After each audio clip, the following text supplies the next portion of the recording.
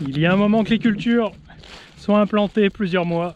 Il y a un moment que je ne vous ai pas offert un tour de plaine de leur état de végétation, de salissement, de mauvaises herbes. On se situe ici dans les parcelles de colza. Elles se concentrent ici sur le site où il y a des terres argilo-calcaires.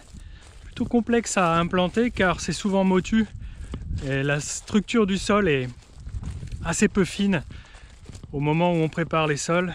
Malgré tout, j'ai réussi à affiner la terre avec le déchômeur rapide au mois d'août. Au 10 août, c'était semé. Ici, l'autre côté du petit vallon, là-bas, en descendant vers les peupliers, là-bas, papa m'avait aidé à passer les rouleaux, à favoriser le contact terre-graine avec ce tassement.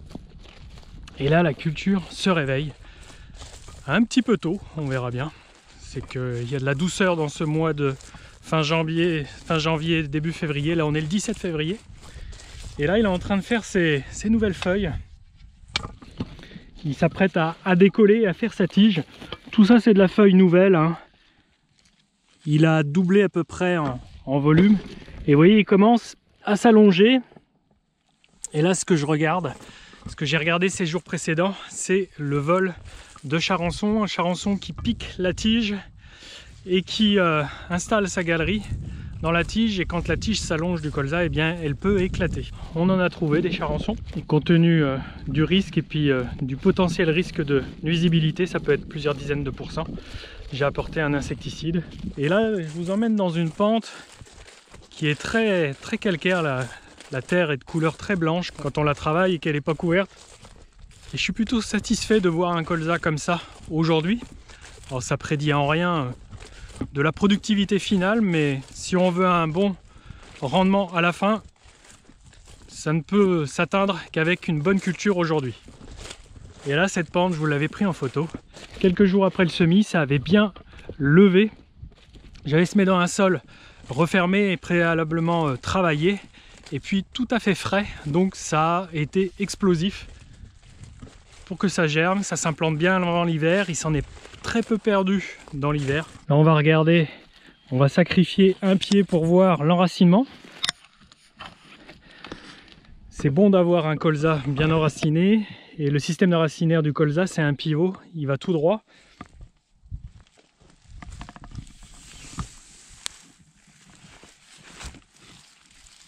Hop. Il va tout droit quand il le peut. Si mon sol est tassé, eh bien la racine, le pivot peut aller à l'horizontale, et puis ça lui offre pas de robustesse au moment où il y aura des stress hydriques. Un bon pivot, c'est des racines qui sont profondes et qui vont aller chercher de l'eau là où elle commence à manquer en surface.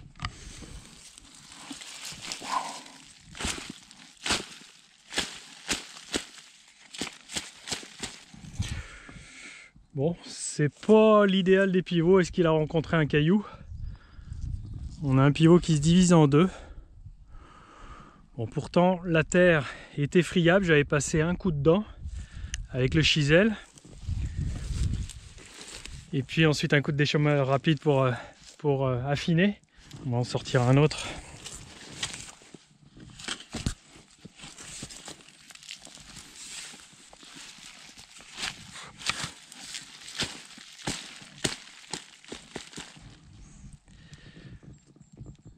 Ouais. Bon, vu l'envergure de la plante, ça va, c'est proportionnel. Ça file tout droit et j'en ai esquinté énormément à des racines. Voilà. Donc ensuite, l'enherbement, il y avait quelques ravenelles et puis des ronds de chardon que j'ai maîtrisés à l'automne. Donc là, aujourd'hui, j'ai pas de salissement, j'ai un colza quasi pur partout. Et puis les graminées, les repousses de blé, car ici, l'été dernier, il y avait un blé. Et puis les vulpins qu'il peut y avoir et les folles avoines sont contrôlés là aussi. Et j'ai pas d'enherbement, donc j'ai un colza qui ne sera pas concurrencé. Et vous voyez un petit peu la densité ici. Il y a des zones de terre beaucoup plus fertiles ici, dans ce fond, traversé par un collecteur et puis un petit ruisseau un petit peu plus bas ici. On a des dépôts de terre au fur et à mesure des millénaires qui se sont entassés. Et aujourd'hui, je profite de cette fertilité. Donc j'ai semé une petite trentaine d'hectares d'ici de colza. Tout ce que j'ai semé à lever. Tout ce que j'ai semé ressemble à peu près à ça. Il y a des zones un petit peu plus claires. Mais globalement, c'est réussi. Je vais vous emmener dans une parcelle qui est la plus claire, juste au-dessus. Et vous allez voir que la modalité de semis est différente. Alors ici, les cochons sont venus un peu remuer. Ils ont fait sauter pas mal de pieds. Vous voyez, ça se retrouve ici. Ça se retrouve un petit peu plus loin. Bon, ça va perdre un petit peu de rendement ici, mais ça va, ils n'ont pas retourné toute la parcelle non plus. Donc là, j'ai commencé à apporter de l'azote, de l'engrais, avec du soufre. Là, le colza a reçu il y a quelques jours une 60aine de kilos d'azote sous forme liquide, et puis une petite forme aussi solide avec du soufre. Voilà, quelle journée! On est le 17 février et cette semaine, il y a quelques jours, on était sur des 20 degrés. Aujourd'hui, c'est un peu plus raisonnable, mais toujours au-dessus des normales de saison. Et là, en termes de variété, c'est du LG Atlas comme variété de colza, à hauteur d'à peu près 25% des graines semées. Et puis le restant, c'est de la semence de ferme, donc pris au cul de la remorque à la moisson dernière. Donc semence de ferme mélangée à de la semence certifiée. Toujours argilo-calcaire, dans la 30aine d'hectares. Mais ici, j'en ai encore moins fait en termes de préparation de sol. J'ai passé ici qu'un seul outil après la récolte, c'est-à-dire le déchaumeur rapide, le nouvel outil. Et j'ai pas passé les dents, j'ai pas passé les chisels. C'est plutôt rare de faire ça. Souvent on passe les dents, je cherche à décompacter pour que les racines du colza ne soient pas gênées et qu'elles ne rencontrent pas de zone de résistance. Alors, il a été très beau à l'entrée de l'hiver, puis après il a perdu fort de feuilles. Ça faisait même un peu peur. Là il s'est bien retapé, hein. Mais il s'est perdu quand même des plants. Ça a été compliqué pour lui quand même de passer au travers la chaleur après le semis. Il s'en est perdu, mais ça se retape. L'essentiel, c'est que j'ai 5-6 colza au mètre carré au moins. Le mieux, c'est 10-20.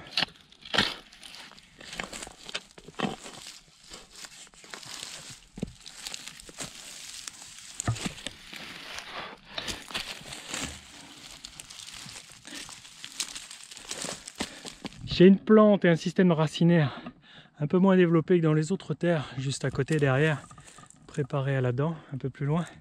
Mais j'ai un pivot qui file droit. Bon, c'est toujours compliqué de savoir la façon culturelle que je ne vais pas faire, que je n'ai pas effectuée, à m'économiser des coûts. Mais est-ce que c'est pas m'exposer à un risque de moins produire, d'être moins productif, d'avoir moins de rendement à la moisson, d'avoir une plante moins bien enracinée? C'est toujours ça qui est compliqué à évaluer. On verra le rendement à la récolte, j'essaierai de faire la différence avec le reste, voir s'il ressort une grosse différence et puis qu'on pourra expliquer peut-être en partie à cause de la préparation du sol. En tout cas, ça continue de couvrir et vous voyez, tout l'hiver on avait les chaumes de blé à la surface qui ont commencé à pourrir, à s'imbiber d'eau. Pas du tout gênant. En surface, ça crée une zone tampon de protection du sol par rapport aux intempéries. Bon, je vais rendre visite aux abeilles. À l'entrée des ruches, là il y en a à peu près 27-28. C'est ici que, il y a un peu plus d'1 an et demi, Damien l'apiculteur a sorti plus d'une tonne, 1,2 tonne de miel de tournesol. Et là évidemment, quand le colza sera en fleur, je l'espère il deviendra en fleur, et rempliront les ruches de nectar de colza.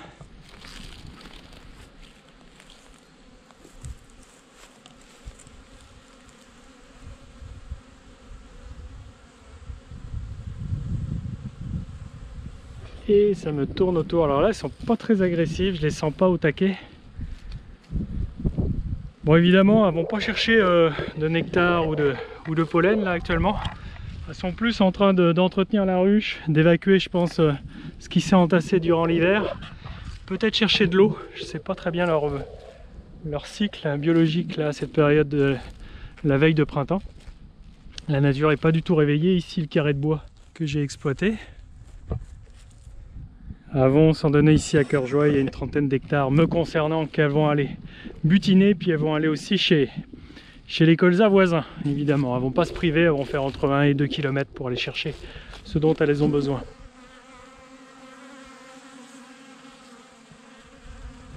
Vous voyez ici c'est clair et net. J'ai une zone ici, c'est pourtant dans les hauteurs du champ, on est quasiment sur un point haut ici quand on regarde à l'horizon. Mais il y a toujours de l'eau qui stagne, qui reste, et puis qui fait crever la culture. Pourtant c'est drainé, mais ici c'est très argileux. C'est très imperméable, je crois que l'eau a du mal à pénétrer. Et quand on voit ça, on se dit, après coup, qu'on aurait mieux fait de passer les dents et de décompacter assez en profondeur. On le distingue à peine le colza, mais il était ici. Il était joli. Mais vous voyez, système racinaire a pourri, pof, il n'y a rien à faire. Ça meurt. Alors à l'automne, on n'a pas eu des excès d'eau comme il y a pu y avoir dans le nord de la France, ou même des manques d'eau par endroits. C'était plutôt équilibré, même si fin du mois octobre, il était compliqué d'aller semer des céréales. On n'a pas eu des excès, c'est pour ça qu'aujourd'hui en sortie d'hiver, on a des cultures, on a des cultures partout, j'ai des cultures partout. Ce que j'ai semé après le colza au mois d'août, ce sont les orges, début du mois d'octobre, dans la poussière. Et oui, je me posais la question, est-ce que je fais bien? Est-ce que je fais mal? C'est un petit peu tôt, on s'expose en ce moment à ces dates-là aux piqûres d'insectes, de pucerons qui véhiculent des virus. Les événements qui ont suivi m'ont donné raison, ça aurait pu ne pas être le cas, hein. Ça aurait pu être semable mi-octobre jusqu'à la deuxième moitié d'octobre, ça n'aurait pas été néfaste pour elle, parce qu'il a donc plu beaucoup au mois d'octobre, et si je ne l'avais pas fait si tôt, je n'aurais pas pu le faire après. Ici on est dans des terres hydromorphes, quand elles prennent l'eau il faut beaucoup de temps pour qu'elles se ressuient. Elles n'ont pas trop souffert malgré toute cette eau au mois d'octobre. Après durant l'hiver ça s'est calmé. On voit se dessiner quand même les drains. Les zones où il y a un tuyau sous terre, eh bien l'eau s'infiltre bien dedans, mais entre deux drains, séparés de un peu plus d'une dizaine de mètres chacun, eh bien les cultures souffrent car la terre a un peu plus de mal à s'assécher. Et vous voyez globalement ici au milieu, il y a une zone un peu plus poussive, mais ici et là ça pousse un petit peu mieux. Alors ça a le temps encore de souffrir, hein, ça a encore le temps de tomber de l'eau. Alors de loin comme ça paraît joli. Il y a eu quelques dizaines, il y a eu 45 unités d'azote que j'ai apporté début février. Et puis après je vais revenir, j'apporterai 120-140 unités d'azote par hectare. Ici les potentiels c'est 50-55 quintaux d'orge. J'y fais jamais de blé. Le blé c'est même pas la peine, on fait encore moins que l'orge. Il a du mal à mûrir, il mûrit un petit peu plus tard que l'orge. Donc là je suis sur une variété d'orge zébra. C'est une génétique très précoce, ça va mûrir assez vite, comme ça pour éviter de s'exposer au stress hydrique, aux grosses chaleurs que l'on voit arriver au mois d'avril-mai. Le but c'est que la culture mûrisse le plus tôt possible, à un moment où il reste encore un petit peu d'eau dans le sol. Donc là de loin ça paraît bien, mais bon là je vous ai pas trouvé de rond, de placette très sale par le vulpin. Parfois on tombe dessus, c'est pas général, c'est que des placettes, mais ça prouve que j'ai pas bien maîtrisé le désherbage. D'abord au semis, en incorporant le désherbage, et puis après je reviens quand la culture a une ou deux feuilles, et ça j'ai pas pu le faire, j'ai pas pu faire ce soutien au désherbage après avoir semé. Bon bah ça va se payer, à la fois cette année, c'est-à-dire que ces zones enherbées, sales, eh bien, vont décrocher un rendement, hein, la concurrence des autres plantes sur la culture va se sentir, et puis ce rond de vulpin va s'égrener, va s'agrandir et se généralisera à toute la parcelle. Ça c'est certain, car les herbages ne marchent pas à 100%, et puis là, plus on laisse de chance à l'adventice, à la mauvaise herbe de se répandre, eh bien elle le fera. Il y aura d'autres moments où j'aurai du mal à désherber. Alors c'est pour ça que ici la culture d'orge, je l'alterne avec le colza. Un colza, c'est un moment où le vulpin on va pouvoir l'atteindre. Mais après je reviens assez vite avec une orge, on revient souvent avec une céréale, donc l'orge, et ça laisse des opportunités à la mauvaise herbe de s'installer. Ce que je disais dans une précédente vidéo, c'est que la stratégie de désherbage sera encore plus réduite demain qu'aujourd'hui. Cette molécule avec laquelle je désherbe au semis va être supprimée dans l'avenir. Ah vous voyez, voilà. Et on n'a pas que du vulpin, Mais voilà, principalement, ça ressemble à de l'orge, hein, c'est de l'herbe. Ça va fortement concurrencer la culture. Donc j'aurai encore moins de solutions demain pour maintenir ces mauvaises herbes. Et forcément, mécaniquement, là encore, ça rendra encore moins rentable cette culture. Une culture où dans ces terres-là, bien souvent de fois, même s'il y a un petit peu de rendement, eh bien je joins difficilement les deux bouts. Donc qu'est-ce que je dois faire? Certainement pas implanter une culture et puis qu'elle se fasse concurrencer et puis travailler pour ne pas gagner d'argent, voire bien purement et simplement en perdre. Et ça arrive souvent et au fur et à mesure du temps, ça arrive de plus en plus. Voilà une zone de décrochement. Voilà pour les orges, elles sont toutes dans ces terrains les plus limitants de l'exploitation. À la sortie de l'hiver, au printemps, ça paraît toujours verdoyant, mais ça bascule très vite. Le stress hydrique s'installe très vite.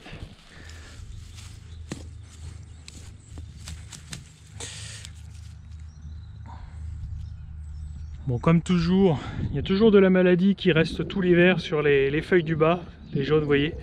Les feuilles, vous voyez, ici deviennent jaunes, pourrissent. Alors ça sera plus inquiétant sur les feuilles qui vont accompagner la plante dans sa montaison. Là, elle termine son talage.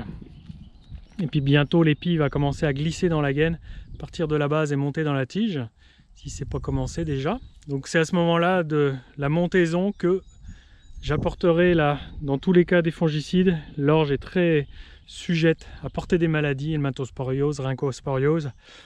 Et là, donc ça fera partie des interventions avec l'engrais que j'effectuerai pour contrôler les champignons. Et c'est ici qu'il y avait un colza l'année dernière qui avait donc baigné.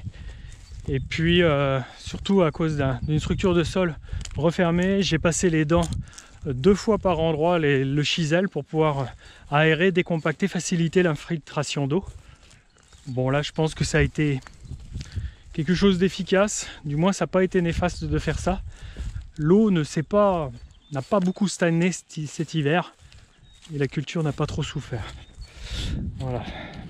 Même si je laboure plus, j'ai des terrains, des limons qui nécessitent une fissuration, un décompactage de temps en temps. Peut-être pas tous les ans. Là, cet été, je vais, à la veille de semer le colza, je vais sûrement juste passer les disques en surface.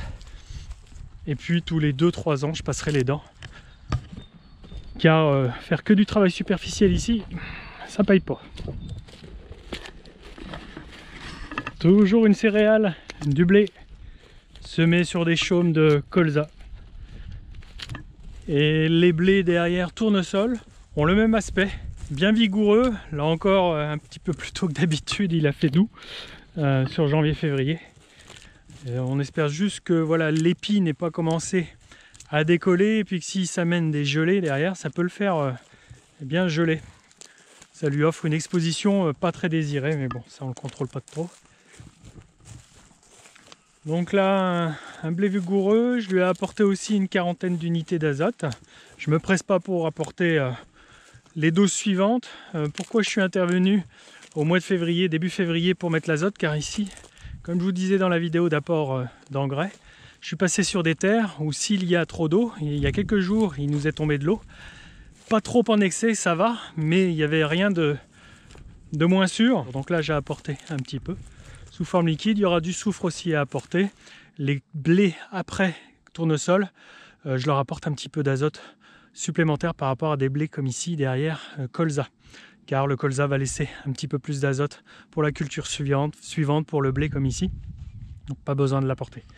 Et ce que je vois aujourd'hui, c'est une journée très ensoleillée, mais c'est aussi une journée pour les araignées, pour qu'elles fassent du ballonning.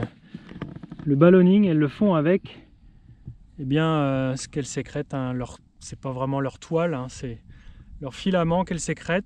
Elles se perchent, elles s'accrochent à ça, et puis c'est leur moyen de dispersion, de colonisation, d'avancement. Il y a des filaments qui flottent, qui se déposent, et au bout il y a des araignées. Le ballonning, c'est un mot anglais. Donc là, j'ai pas découvert de plantes indésirables. Le désherbage, je l'ai plutôt bien maîtrisé, même si je ne suis pas arrivé aux très bonnes dates. Bon, on verra, peut-être que vont émerger par endroits des vulpins, surtout le le vulpin ici. On est dans un sol perrucheux. Vous voyez, perrucheux, un petit peu pissou par endroits, de la caillasse comme ça, petite, mais pas trop méchante pour le matériel. Et vous voyez, bon, l'araignée est déjà bien loin. Et là, vous voyez, on est sur un blé qui est... Bon, je vais pas le couper en deux pour voir où est l'épi. Bon, je pense pas qu'il soit décollé, mais on a une plante bien dressée, hein. On a un blé qui a envie de pousser, qui a envie de partir. Bon, en tout cas, c'est joli à l'œil aujourd'hui. On verra si ça l'emmène jusqu'au bout. Ici, le potentiel de rendement, on peut espérer 70-80 quintaux de rendement en blé tendre. Une trentaine, 35 en colza. Donc là, on commence à être sur des potentiels bien meilleurs par rapport à là où il y a les orges. Et tout juste à côté, si vous avez repéré, on voit des restes de la luzerne. On va s'y avancer. J'y ai semé en direct le blé bien plus tard que là. Là, on est sur mi-octobre, 15-16 octobre. Là encore, à des dates un petit peu précoces, mais j'ai bien fait de démarrer les semis dans la poussière à ce moment-là. Ici, il est préférable, statistiquement, il est préférable de semer fin octobre, début novembre dans nos régions pour avoir le meilleur des rendements. Semer plus tard, c'est s'exposer à des risques agronomiques. Alors c'est sûr, semer trop tôt, c'est s'exposer à la levée des mauvaises herbes, mais les risques vont être moindres à semer au mois d'octobre. Nous voici dans les restes de la luzerne.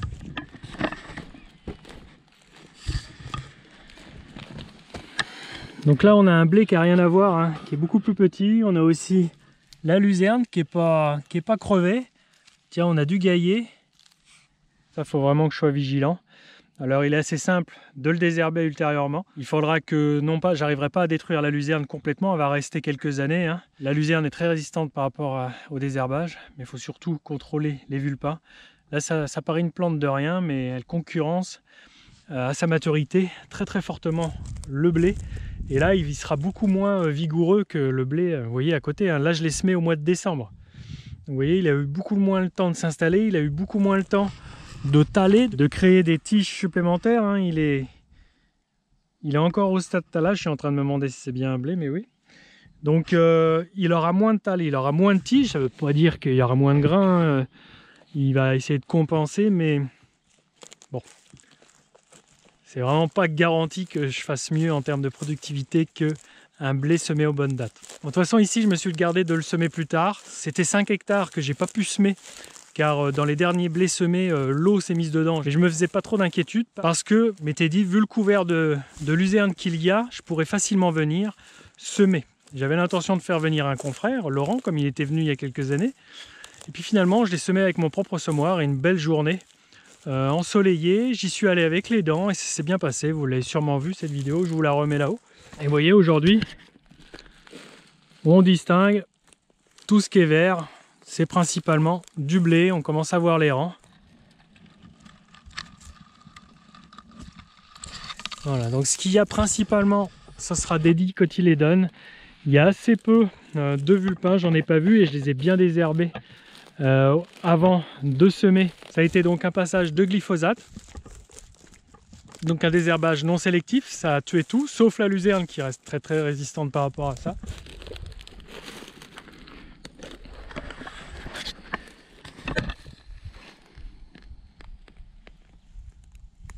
Donc là, si je devais changer quelque chose, c'est de semer autant que possible un petit peu plus tôt. Fin octobre, courant novembre. Décembre, ça fait un petit peu tard, mais bon, là, les conditions météo ne me le permettaient pas, mais je me faisais pas trop d'inquiétude. Et puis, c'est un moyen de tester aussi, voir des dates décalées de semis. Puis, j'ai pas fait de désherbage coûteux, en dehors du glyphosate, qui n'est pas coûteux. J'ai pas fait de désherbage, j'ai pas utilisé de désherbant d'automne comme dans les autres blés, ou même les orges, là, qui vont être beaucoup plus chers. Ah, vous voyez, une bouillée de raiegras. Vous voyez, le glyphosate l'a tué. Mais c'est encore vert dans le cœur. Voilà, ça le raiegras, c'est pas très commun sur la ferme, mais il faut que je sois vigilant, je peux vite me faire déborder par cette plante. Donc semer peut-être à des dates un petit peu plus tôt, pour qu'elle soit un peu plus développée que ça. Et puis semer aussi un petit peu plus épais, car j'ai semé légèrement plus épais qu'un peu plus haut, ou dans les terres à argile, j'étais à 300-320 grains à peu près.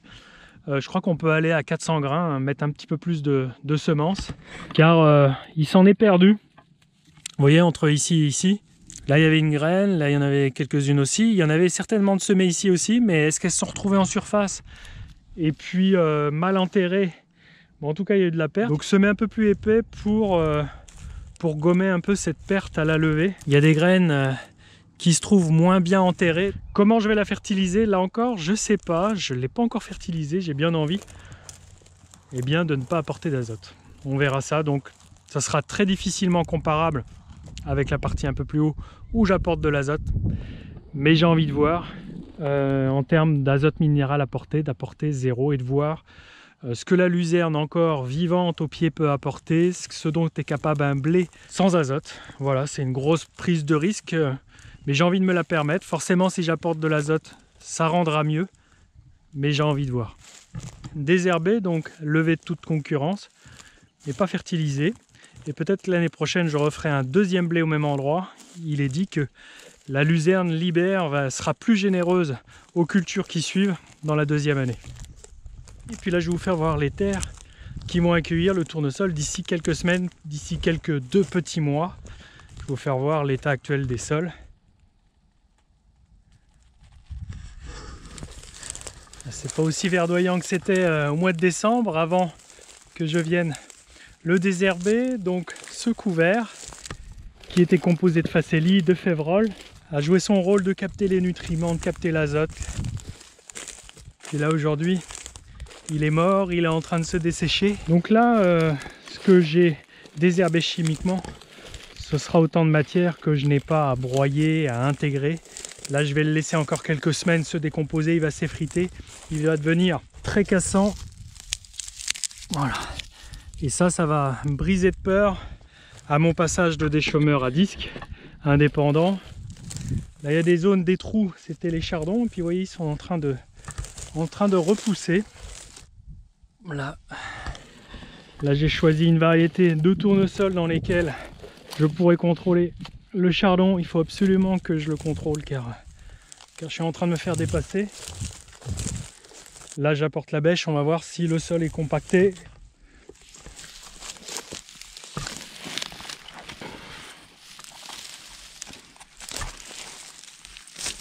Oh là là.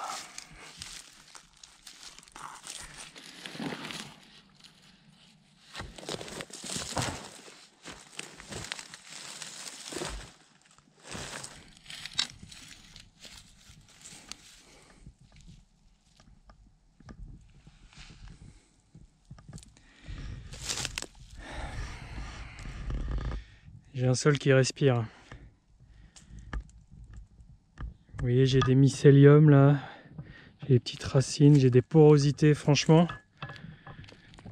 Quand j'ai semé ce couvert, j'avais pas déchaumé, j'avais pas tassé le sol, j'ai juste passé le semoir à dents dans les chaumes de blé. Depuis que le blé a été implanté, à vrai dire, je n'ai pas tassé le sol. Donc la structure, normalement, elle est bonne. Et puis le passage des dents, il date pas d'il y a longtemps. Donc j'ai pas un sol, j'ai l'impression qu'il soit refermé. J'ai des vers de terre un petit peu partout. Voilà. Il y avait un ver de terre énorme, mais il s'est barré, un anécique. Donc l'air et l'eau circulent. Ici on est dans les terrains à plus fort potentiel de la ferme, des bornets, où on peut espérer 8 tonnes de rendement en blé. Dernier coup j'ai fait un tournesol, ça devait être 29-30 quintaux. Écoutez, je vais attendre que ça se rassainisse, voir le passage de déchômeur ce qu'il donne, s'il intègre bien la matière, mais j'ai pas trop d'inquiétude là-dessus. Donc à voir si j'en passe 1 ou 2 coups, mais j'ai pas envie de mettre les dents, j'ai pas envie de mettre la puissance et de mettre des chevaux, de dépenser du gasoil.